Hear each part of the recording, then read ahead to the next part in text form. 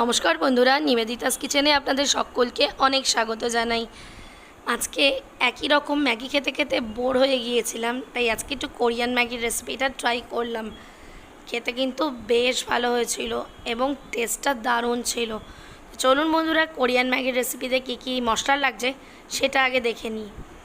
আমি এখানে কিষানের tomato sauce নিয়ে নিয়েছি, আর নিয়ে নিয়েছি red chilli sauce, soya sauce, peri peri masala, আর নিয়ে নিয়েছি অরিগ্যানো, চিলি ফ্লেক্স, আর আছে ম্যাগি, আর এখানে আছে রসুনটাকে আমি কুচিয়ে থেতো করে নিয়েছিলাম, 8 থেকে 9 কোয়া রসুন। আর এখানে আমি একটা ম্যাগির প্যাকেট নিয়ে নিয়েছি। এবার আমি এখানে রসুন কুচিয়ে থেতো করে নিয়েছি। এখানে 7 থেকে 8 কোয়া রসুন আছে। এবার একটা কড়াইয়ের মধ্যে আমি এবার একটু বেশি করে জল দিয়ে দিয়েছি। আর এখানে আমি নিয়ে নিয়েছি 3টে বড় বড় সাইজের ম্যাগি। 3টে ম্যাগি নিয়েছি। এবার এখানে জলটা টকবক করে ফুটে উঠলে ম্যাগিটা দিয়ে দেব।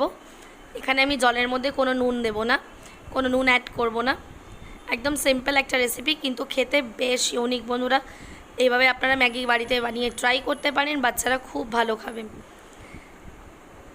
এবার জলটা হালকা ফুটে উঠলেই 3-4 মিনিটের মধ্যে ম্যাগিটাকে স্টেইন করে নিতে হবে একটা ঝুড়ির মধ্যে। ম্যাগিটা বেশি নরম করা যাবে না, খুব একটু হালকা শক্ত শক্ত থাকলেই ম্যাগিটা ভালো হবে। এখানে আমার ম্যাগিটা বয়েল করা হয়ে গেছে, দিয়ে আমি এবার ঠান্ডা জলে ধুয়ে ম্যাগিটা স্টেইন করে নিয়েছি। এখন একটা কড়াই বসিয়ে দিয়েছি, তাতে আমি এবার একটু সামান্য বেশি পরিমাণে তেল দিয়ে নিয়েছিলাম, কিন্তু তেলটা খুব বেশি হয়ে যাওয়াতে আমি তুলে নিয়েছি। এবার 3টে ম্যাগি মশলার প্যাকেট দিয়ে নিয়েছি। এখানে আমি দিয়ে নেব 1/2 চামচ পরিমাণে লঙ্কার গুঁড়ো, একদম অল্প পরিমাণে নুনটা আপনারা স্বাদ অনুযায়ী দেবেন বন্ধুরা। আর এখানে 2 টেবিল স্পুন মতন আমি টমেটো সস দিয়ে নিয়েছি। আর এখানে আমি দিয়ে নেব 1 টেবিল স্পুন মতন রেড চিলি সস। আর আমি এখানে দিয়ে নিয়েছি 1/2 ঢাকনা সয়া সস। এবার এর মধ্যে আমি দিয়ে নেব চিলি ফ্লেক্স। আমি এখানে বন্ধুরা 1/2 টেবিল স্পুন মতন চিলি ফ্লেক্স দিয়ে নিয়েছি। আর এবার দিয়ে নেব অরিগ্যানোটাও আমি এখানে 1/2 টেবিল স্পুন মতন অরিগ্যানো দিয়ে নিয়েছি। আর এটা আমি দিয়ে নিয়েছি পেরি পেরি মশলাটাও আমি দিয়ে নিয়েছি ফ্লেভারের জন্য। আপনারা যদি পারেন তাহলে চিংসের চাইনিজ মশলাও অ্যাড করতে পারেন। এবার ওই তেলের মধ্যেই রসুনগুলো দিয়ে নিলাম। রসুনগুলো দিয়ে আমি একটু হালকা ভেজে নেব।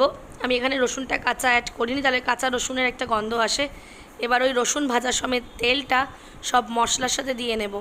যা দারুণ একটা অ্যারোমা বেরিয়ে এসেছিল, এই সময়টা বেশ দারুণ একটা ফ্লেভার উঠে এসেছিল।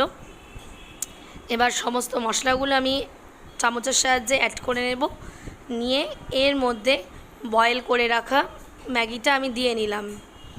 বয়েল করে রাখা ম্যাগিটাকে দিয়ে ভালো করে 2 হাত দিয়ে চামচের সাহায্যে মিশিয়ে নিতে হবে সমস্ত মশলাটা ম্যাগির মধ্যে।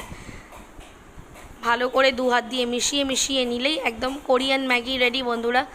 দেখতে যেমন দারুণ হয়েছিল, খেতে কিন্তু খুব ভালো হয়েছিল টেস্টটা। এইভাবে নতুন নতুন রেসিপি পেতে নিবেদিতাস কিচেনকে অবশ্যই ফলো করে দেবেন। আর আমার চ্যানেলে নতুন বন্ধু হয়ে থাকলে সাবস্ক্রাইব করে আমার পাশে থাকবেন। আমার পুরনো বন্ধুদের আমার পাশে থাকার জন্য অনেক অনেক ধন্যবাদ বন্ধুরা। আর বেল আইকন প্রেস করে নতুন নতুন ভিডিও নোটিফিকেশান আপনারা পেয়ে যাবেন। আবারও দেখা হবে আরও একটি নতুন রেসিপির সাথে। ততক্ষণের জন্য বাই বাই বন্ধুরা।